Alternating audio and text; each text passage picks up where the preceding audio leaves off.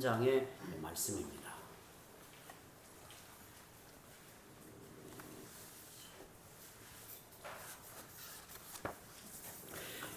하나님의 말씀 히브리서 13장 22절에서 25절의 말씀을 우리 한 목소리로 읽겠습니다. 22절부터 시작. 형제들아, 내가 너희를 구원하노니 권면의 말을 용납하라. 내가 단단히 너희에게 썼느니라. 우리 형제 디모데가 놓인 것을 너희가 알라. 그가 속히 오면 내가 그와 함께 가서 너희를 보리라. 너희를 인도하는 자들과 및 모든 성도들에게 문안하라. 이달리아에서 온 자들도 너희에게 문안하느니라. 은혜가 너희 모든 사람에게 있을지어다. 아멘. 오늘 드디어 히브리서 말씀의 긴 장정을 마칩니다. 저에게 히브리서 본문이 쉽지 않고 어떤 본문은 큰 태산처럼 느껴지기도 했지만 하나님의 특별한 은혜로 히브리서의 마지막 본문에까지 이르렀습니다. 말씀의 본문이 어려워서 버벅거릴 때 저는 우리 성도들의 말씀을 대하는 얼굴을 떠올리며 기도하였고, 또 우리 성도들이 함께 기도한다는 이 사실을 생각하며 용기를 냈습니다. 기도해 주신 우리 모든 성도들에게 감사하고, 그리고 힘써 참여해 주신 모든 성도들에게 거듭 감사를 드립니다. 여러분의 힘으로 또 격려로 이 자리에 마지막 본문에까지 이른 줄 알고 감사드립니다.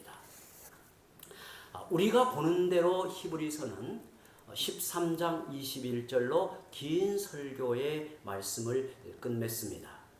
마지막에 성도를 위해 기도하고 하나님을 찬송하여 영광을 돌리며 아멘으로 끝을 맺습니다. 그런데 사도는 22절에 몇 마디를 추신으로 덧붙이고 있어요. 형제들아, 내가 너희를 권하노니 권면의 말을 용납하라. 내가 간단히 너희에게 썼느니라고 하면서 다시 한번 지금까지 했던 자신의 권면을 받아들이라고 당부합니다.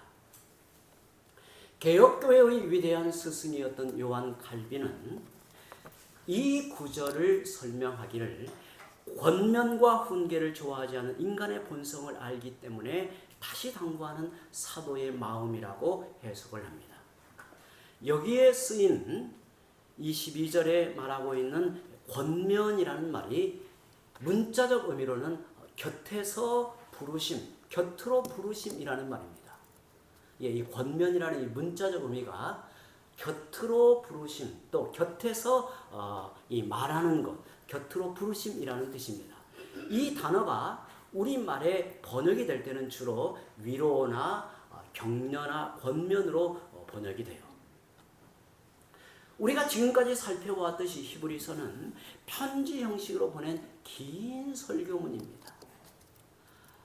저는 성도들이 이 설교의 말씀을 편지로 받아서 성도들과 함께 낭독하여 이 말씀을 들을 때 그들은 처음부터 끝까지 쫙 이 말씀을 들었을 때 그들의 심정이 어떠하였을까?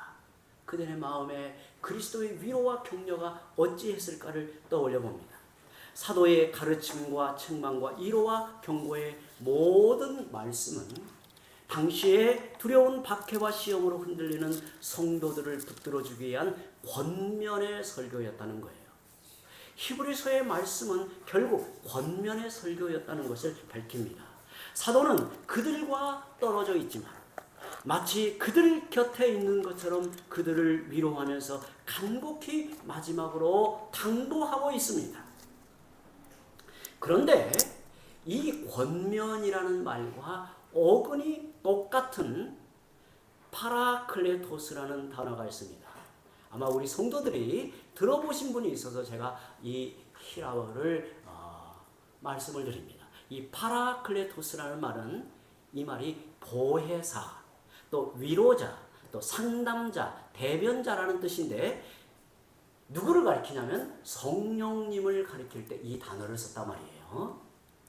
이게 무엇을 의미할까요? 이 권면이라는 말이 파라클레세오스라는 단어인데요. 이 성령님이라는 또 가리키는 단어가 파라클레토스. 이게 어근이 똑같아요. 어미만 바뀌었어요.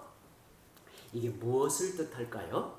지금까지 사도가 그들 곁에 있듯이 성도들에게 전한 모든 말씀은 사도의 주관적 생각이나 의견이 아니라 성령의 위로와 격려와 가르침이었다는 것을 말해주고 있는 겁니다. 말씀드린 대로 히브리서는 편지 형식으로 기록하여 보낸 설교입니다. 성도들은 예수 믿은 지 제법 오래되었지만 그들이 눈앞에 겪고 있는 박해로 인하여 믿음이 흔들리고 있었습니다. 그들도 한때는 굳건한 믿음 안에 서 있었던 거죠. 그들이 어떤 성도들이었는가? 우리가 지난 시간 동안 계속해서 배웠던 말씀 몇 군데를 찾아서 함께 생각해 봅니다. 히브리서 10장 32절에서 35절을 함께 읽어봅니다. 시작. 전날에 너희가 빛을 받은 후에 고난의 큰 싸움을 견디어낸 것을 생각하라. 혹은 비방과 환난으로서 사람에게 구경거리가 되고 혹은 이런 형편에 있는 자들과 사귀는 자가 되었으니 너희가 갇힌 자를 동정하고 너희 소유를 빼앗기는 것도 기쁘게 당한 것은 더 낫고 영구한 소유가 있는 줄 아니라. 그러므로 너희 담대함을 버리지 말라. 이것이 큰 상을 얻게 하느니라. 아멘. 이전에 그들의 믿음이 어떠했는가를 이렇게 말하고 있는 거예요. 그들이 어떤 신앙으로 주를 섬겼는가를 말하고 있습니다. 고난의 큰 싸움 중에도 견디었고 더 낫고 영구한 소유가 있음을 알고 비록 빼앗길 때도 기쁘게 당했다는 거예요. 자기의 소유물을 빼앗김에도 그들에게는 더 낫고 영구한 소유가 있음을 알고 비록 그들의 소유를 빼앗김에도 기쁨으로 당하였다고 말해요. 그런데 그들이 무슨 연유인지 더 자라가지 못하고 오히려 뒤로 물러가 침륜에 빠져 있다는 것을 사도는 안타깝게 그들을 경고하였지요. 그게 3장 12절에 있는 말씀입니다. 또 읽어봅니다. 시작. 형제들아 너희는 산과 혹 너희 중에 누가 믿지 아니하는 악한 마음을 품고 살아계신 하나님에게서 떨어질까 조심할 것이요. 너희 중에는 이런 사람이 없도록 조심하라는 말은 그들 중에 일부는 악한 마음을 품고 살아계신 하나님에게서 떨어질 위험에 처해 있다는 것을 사도는 말하고 있는 거예요. 그리고 많은 성도들의 자라감에도 문제가 있었어요. 성도들이 이렇게 신앙생활 하는데 믿음이 자라가야 되는데 버벅거리고 뒷걸음질 치고 있는 성도들이 있다는 것을 사도는 안타깝게 여기며 말하고 있습니다. 5장 12절 제가 읽습니다. 스크린 보면 함께 봅니다. 때가 오래되었으므로 너희가 마땅히 선생이 되었을 터인데 너희가 다시 하나님의 말씀의 초보에 대하여 누구에게서 가르침을 받아야 할 처지니 단단한 음식은 못 먹고 젖이나 먹어야 할 자가 되었도다. 히브리서 12장 12절 13절 우리 또 함께 읽어봅니다. 시작. 그러므로 피곤한 손과 연약한 무릎을 일으켜 세우고 너희 발을 위하여 곧은 길을 만들어 저는 다리로 하여금 어그러지지 않고 고침을 받게 하라. 그들이 지금 어떤 상태에 있는가를 말합니다. 도의 초보를 벗어나지 못하고 우리가 지금 장로님을 통해서 주일 오전 말씀 공부의 이 공부는 사실 도의 초보에 해당하는 가르침이에요. 우리의 신앙의 터를 세우고 장성한 신앙으로 자라가기 위해서 신앙의 기반을 구축하는 말씀 공부예요. 이것은 도의 초보를 말하고 있는 거예요. 그런데 도의 초보를 벗어나지 못하고 너희의 영적 게으름과 실증으로 인해 피곤한 손과 연약한 무릎으로 믿음의 걸음을 제대로 걷지 못하고 절뚝거리고 있다는 거예요. 이 사도의 표현이 인상적입니다. 피곤한 손과 피곤한 손이 그들이 손을 들어 하나님께 기도하기를 힘쓰지 못하고 연약한 무릎으로 그들은 힘써 믿음의 길을 달려가지 못하고 믿음의 걸음을 제대로 걷지 못하고 절뚝거리고 있다고 말해요. 이런 성도를 굳건히 세워주기 위해 사도는 들은 말씀을 더욱 유념하여 예수님을 깊이 생각하라고 권했습니다. 너희는 마음을 완고하게 하지 말고 죄를 대항하여 피 흘리기까지 싸우면서 믿음의 경주를 달려가라고 권면했습니다. 사도는 히브리서의 긴 말씀을 서신으로 기록하여 그들에게 보내고 있지만 사실 전하고자 했던 말씀이 더 많았습니다. 하지만 모든 내용을 함축하여 간단하게 썼다고 해요. 간단하게 썼다. 여러분, 우리가 히브리서 1장부터 13장까지를 쭉 읽으면 시간이 얼마나 걸릴까요? 이게 사실 적은 시간이 아니에요. 저는 우리 당시의 성도들의 신앙의 이 깊이와 또 말씀에 대한 이 열망이 얼마나 간절했는가를 생각해 봐요. 저는 말씀을 준비하면서 이 히브리서의 말씀이 어떤 본문은 꽤 어렵더라고요. 이 말씀을 어떻게 말씀을 준비하여 전할까 고민을 하게 만들었어요. 그런데 성도들은, 그 당시의 성도들은 사도의 편지를 그 자리에서 쭉 읽고 낭독할 때 그 말씀을 듣고 마음에 깊은 도전과 감동과 가르침이 되어서 신앙이 반듯하게 서갔단 말이죠. 이것을 보면 우리가 말씀에 대한 우리의 자세가 어떠해야 되는가를 생각하게 되는 거예요. 그런데 사도는 이렇게 말해요. 내가 이 말씀을 간단하게 썼다. 이 말은 함축하여 주의 말씀을 너희에게 전하였으니 용납하라고 말합니다. 이 용납하라는 말은 그렇게 이해하고 받아들이라는 뜻입니다. 이렇게 전한 말씀이 너희 가운데 어렵게 느껴져도 혹은 책망과 경고의 말씀으로 무거운 부담이 되어도 이것을 사람의 말로 받지 말고 성령의 권고로 받아들여 이 말씀을 따라 믿음으로 살라고 당부합니다. 사도는 성도들의 영적 상태를 알기에 노심초사하여 다시 간절히 권하고 있는 겁니다. 오늘 우리가 히브리서 강론을 마치면서 하나님의 말씀에 대해 가져야 할 태도는 우리도 동일한 거예요. 이런 자세를 가지라는 거예요.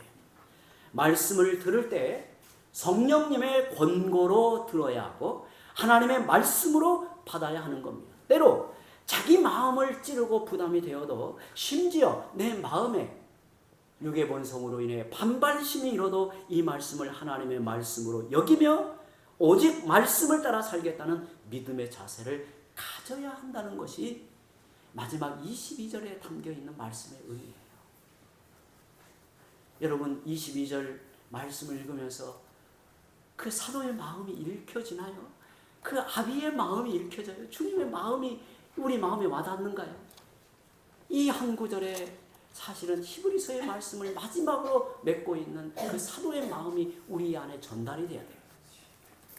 왜 성도들의 영적 성장이 더디고 심지어 신앙이 퇴보하는 일이 벌어질까요? 히브리서 2장 1절에 이렇게 말합니다.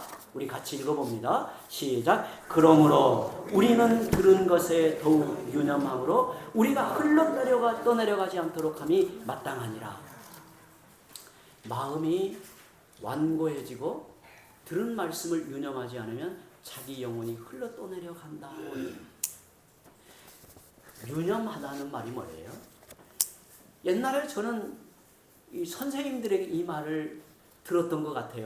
무슨 말씀을 하면서 이 말을 꼭 유념해야 된다. 이런 이야기를 들은 기억이 나요. 초등학교 때, 중학교 때 선생님들이 무슨 이야기를 전하고는 이 말은 꼭 유념해야 된다. 이 말을 해요. 이 유념하다는 말은 무슨 말이냐면 내 마음을 기울여 생각하다는 겁니다. 하나님의 말씀을 들을 때 유념하라는 말은 내 마음을 기울여서 생각하며 말씀을 들으라는 거예요. 그래야 자기 영혼이 흘러 떠내려가지 않는다는 것. 여러분, 내 영혼이 세파에 세류에 흘러 떠내려 가고 있다는 것을 생각하면 이게 아찔하지 않나요? 내 영혼이 그리스도 안에 믿음의 심지를 내리고 하나님의 은혜의 백성으로 장성하여 견실하게 세워져 가야 하는데 이래저래 떠내려가듯 내 영혼이 방황하고 있다면 얼마나 안타까운 일일까요? 우리는 지난 1년 동안 히브리서 말씀을 들었습니다. 생각해보니 우리 성도들과 함께 나눈 히브리서의 말씀이 저에게는 기적 같은 은혜로 다가와요. 참 하나님의 은혜로 우리가 기특하게 이 말씀을 잘 나누어 왔다라는 생각이 저로 들어요. 여러분은 이 히브리서의 말씀을 1년 동안 들으면서 그리스도에 대한 더 깊은 이해와 지식이 자라가고 있습니까? 참된 신앙으로 자라가는 흔적이 내 안에서 발견이 됩니까? 아니면 여전히 머물러 있거나 뒷걸음질 하지는 않습니까? 만약 조금이라도 자라가지 못했다면, 지금 자기 신앙이 멈추어 있다면 주된 원인이 들은 말씀을 유념하지 않아서 그렇습니다. 여러분은 말씀을 잘 듣고 있습니까? 집중하여 말씀을 듣고 있습니까? 저도 우리 장로님의 수고로 이렇게 설교의 영상을 녹화하여 올려주시면 저도 한 3번 정도 들어요. 오가는 길에도 듣고 또 잠이 오지 않을 때도 설교의 말씀을 듣습니다.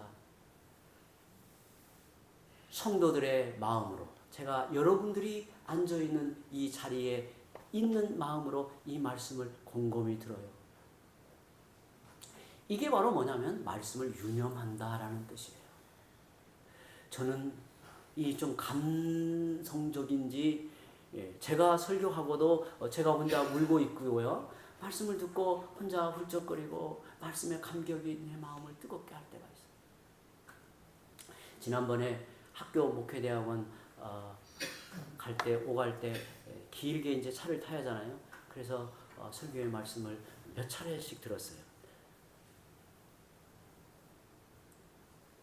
설교를 할 때와 또 다른 어떤 내 마음의 깊은 이 감동과 이 감격이 일어나더라고요. 그리스도에 대한 은혜, 나의 구주이신 그리스도, 그가 우리의 목자이시고 교회의 머리이시고 우리를 이끌어 가시는 주님이시라는 생각 앞에 마음이 뜨거워지고 마음의 감동이 일어나요. 여러분, 말씀을 유념한다라고 하는 것은 복잡한 게 아니에요. 말씀이 어려울 때는 설교의 이 원고를 꼼꼼히 다시 읽고 또 말씀을 들으면서 주의 음성을 듣는 거예요. 그리야 할 때 우리의 믿음이 자라가는 거예요. 하나님의 은혜와 복을 받는 길은 복잡하고 어려운 게 아니에요. 은혜의 수단은 단순하고 가까이에 있어요. 믿음은 들음에서 난다고 했습니다. 들음은 그리스도의 말씀으로 말미암습니다. 설교를 하나님의 말씀으로 받고 성령의 음성으로 듣고 유념하여 마음에 새기며 살고자 하면 믿음은 자라가는 거예요.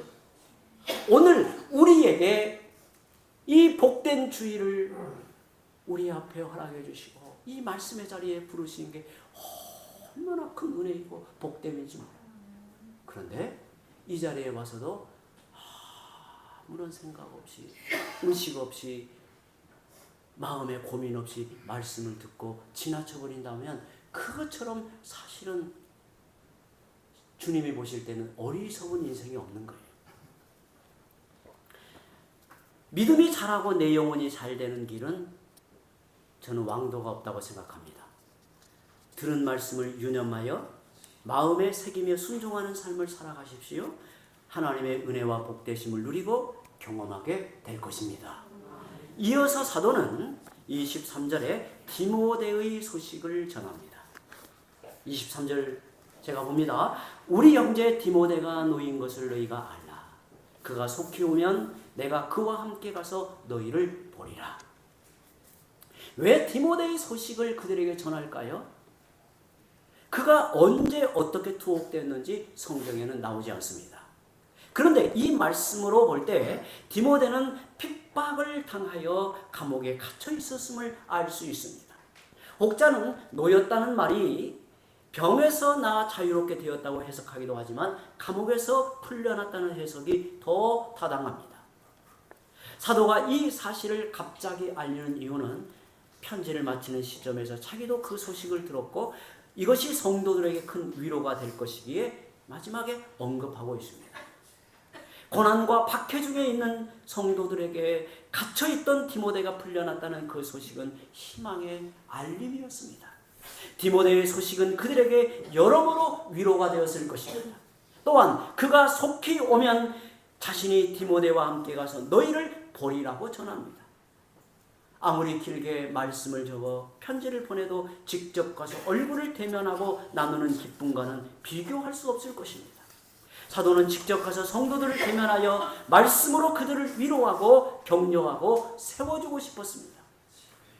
사도는 디모데와 함께 가서 그들과 깊이 나누는 교제의 기쁨을 나누고 싶었던 겁니다.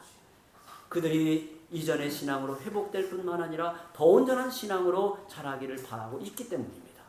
이어서 이달리아에서 온 자들의 문안을 성도들에게 전하면서 너희를 인도하는 자들과 모든 성도들에게 문안을 전합니다. 그리고 마지막으로 은혜가 너희 모든 사람에게 있을지어다 라고 복을 선언함으로 설교의 긴 설교를 마칩니다. 이 문구를 흔히 축도라고 말하지만 더 정확히는 강복이 맞습니다. 마지막에 강복을 선언합니다. 축도와 강복은 어떤 차이가 있을까요? 우리는 보통 예배의 마지막 순서를 축도라고 기록하고 있지만 이 축도와 강복의 의미는 어떤 차이가 있을까요? 잘 귀담아 들어보시기 바랍니다. 또 이런 기회에 이런 개념도 잘 이해할 필요가 있습니다. 축도나 강복은 비슷한 면이 있지만 예배의 마지막 순서를 목사의 기도로 생각하여 흔히 축도라고 일컫습니다. 그래서 우리 교회는 그렇게 민감하지 않지만 어느 교단에서 보면 이 마지막 축도의 문구를 어떻게 하는가를 매우 민감하게 이렇게 이야기하는 경우를 만납니다. 그래서 기도라고 생각을 하여 축도라고 하면 할지어다 라고 하기보다 축원합니다 라고 합니다. 그러니까 어떤 분이 축도할 때 마지막에 축원합니다 라고 이야기하면 그것은 목회자가 축복하여 기도하는 형식으로 이해하고 있구나 라고 생각하면 되는 겁니다. 이게 다 의미가 있단 말이에요. 기도로 이해하기 때문에 예배 인도자와 성도들이 눈을 감고 축도를 합니다. 그런데 눈을 크게 뜨시고 저를 보세요. 그런데 전통적인 개혁교단에서는 저희 교회도 포함이 됩니다. 전통적인 개혁교단에서는 예배의 마지막 순서를 기도로 생각하지 않고 삼위 하나님의 복의 선언으로 이해합니다. 그래서 뭐뭐 있을지어다 할지어다 라고 선언합니다. 이는 목사가 성도들을 위해 축복하며 기도하는 게 아니라 말씀을 전한 설교자가 하나님이 주시는 복을 선언하고 선포하는 것입니다. 모든 성도가 함께 모여 예배하는 공예배가 하나님이 자기 백성을 향해 복을 베푸시는 강복으로 마치는 게 얼마나 감사할 일입니까? 성도를 위해 간구하는 목사의 기도는 사실 설교 후에 하는 기도나 헌상 후에 드리는 기도로 목사의 기도는 하나님께 드려지는 겁니다. 예배의 마지막 순서에 삼위 하나님의 복을 받는 강복의 선언으로 마치는 게 얼마나 좋은지 모릅니다. 이렇게 예배의 마지막 강복 선언이 중요한 거예요. 이게 굉장히 중요한 거예요. 다시 설명드리면 이 마지막 예배의 순서는 예배의 완성, 예배의 절정에 해당이 되는 거예요.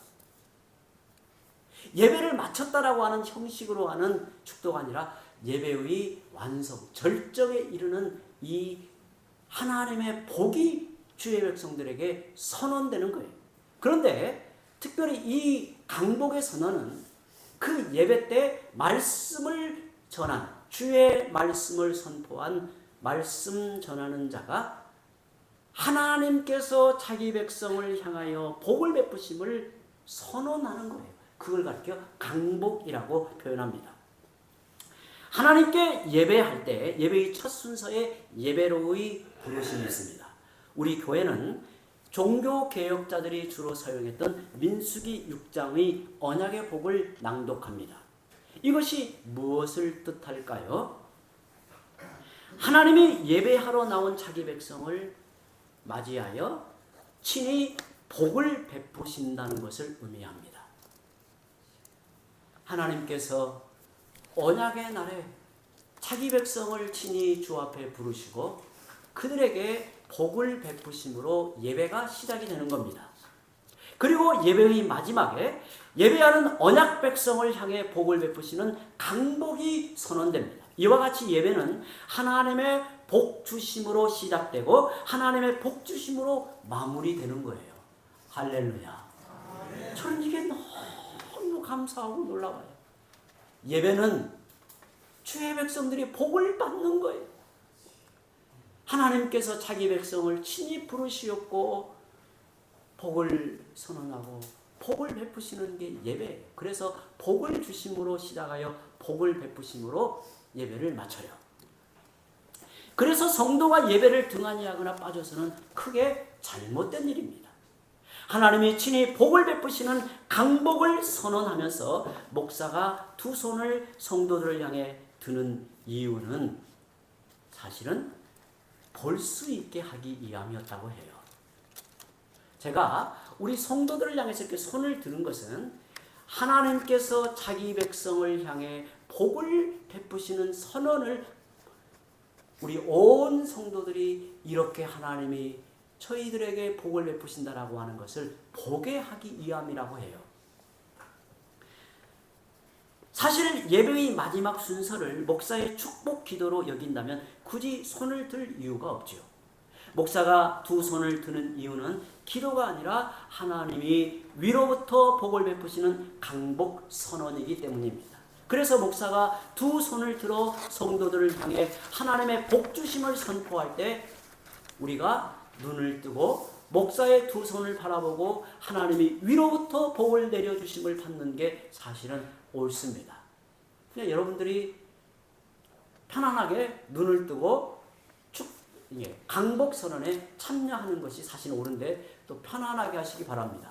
거북스럽게 불편하게 여기지 마시기 바랍니다. 제가 우리 신학교에 이제 예배 때 채플 예배를 드리고 그 목사님들이 마지막 축도를 할 때 어떤 모습인가를 제가 유심히 한번 찾아본 적이 있습니다. 굉장히 개혁교회를 중요하게 여기는 분들은 눈을 뜨고 하더라고요. 축도할 때, 아니 그 강복을 선언할 때.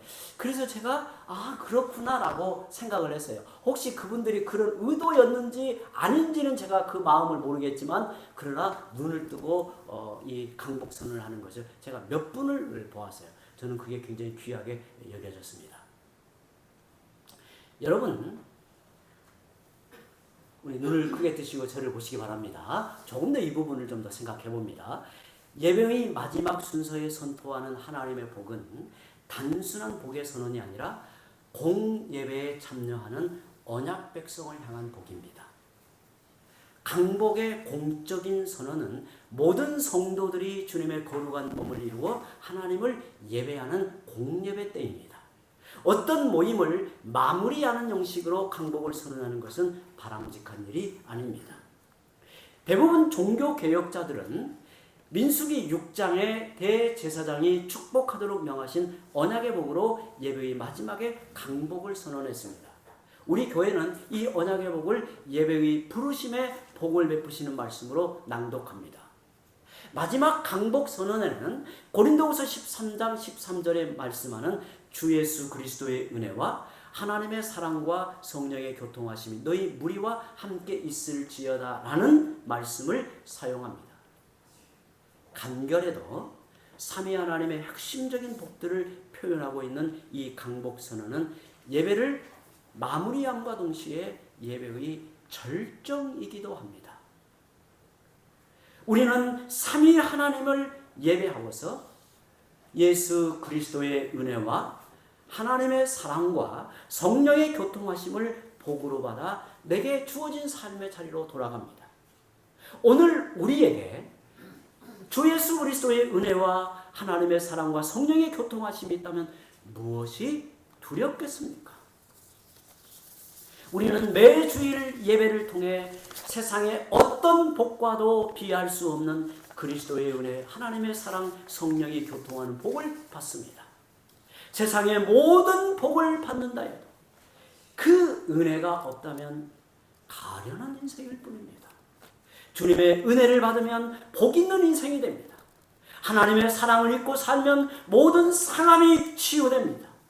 성령의 교통하심이 있으면 어떤 고난도 능히 이겨낼 수 있습니다. 우리가 주 안에 속한 자로 교회를 다니는 이유도 여기에 있는 겁니다. 우리는 매주일 그 복을 받아 누리고 살아갑니다. 그 복을 받아야 거룩한 백성으로 살 수 있고 평강의 복음을 담대히 전할 수 있습니다. 사도는 이 서신의 마지막을 은혜가 너희 모든 사람에게 있을지어다라고 끝냈습니다. 삼위 하나님의 은혜가 너희에게 있을지어다라는 강복의 선언은 너무도 귀한 복입니다. 그 은혜가 없으면 이 험난한 세상을 살아갈 길이 없습니다. 그 은혜가 아니면 육의 본성을 이겨낼 수가 없습니다. 그 은혜가 없으면 진리의 말씀을 깨달을 수 없고 예수 그리스도를 주로 믿고 따를 수도 없습니다. 이제 히브리서의 말씀을 다 마치면서 우리 모두에게 삼위 하나님의 은혜가 충만하고 풍성하기를 축원합니다. 기도합니다.